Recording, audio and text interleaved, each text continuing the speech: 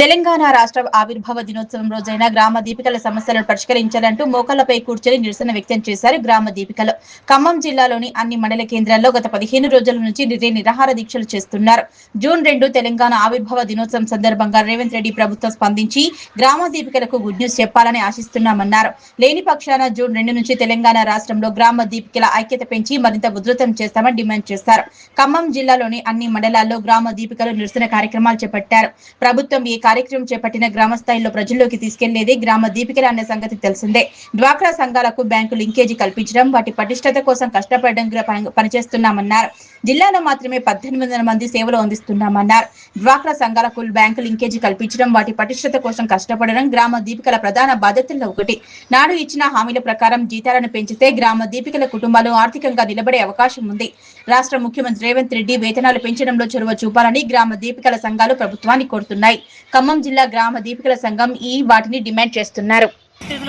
అన్ని విషయాల్ని లెక్కలో తీసుకున్నట్లయితే 5000 ఏ మూలన సరిపోవనే విషయం సీఎం సార్కి, ముఖ్యంగా మన పంచాయతీరాజ్ శాఖ మినిస్టర్ సీతక్క గారికి మరి 5000 అనేది ఏ మూలన సరిపోవనే విషయాన్ని తెలియజేస్తూ మాకు వివోఏలకు 20,000 కనీస వేతనం పెంచాలని, అదేవిధంగా ఈ వివోఏలందరికీ ఆరోగ్య బీమా, సామాజిక బీమా కల్పించాలని, హెచ్ఆర్ పాలసీ అమలు చేయాలని, వివోఏలను మరి అర్హత కలిగిన వివోఏలందరినీ సీసీలుగా ప్రమోట్ చేయాలని, అదేవిధంగా జీవో నెంబర్ 58 సవరించాలని ప్రధాన డిమాండ్లతో మేము 15వ రోజున సమ్మె చేయడం జరుగుతుంది.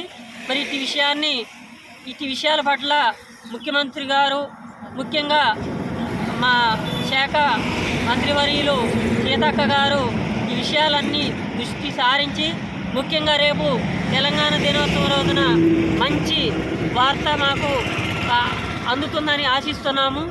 మరి ఇట్లాంటి విషయాలన్నీ కూడా మాకు మంచి సానుకూలంగా స్పందించి మరి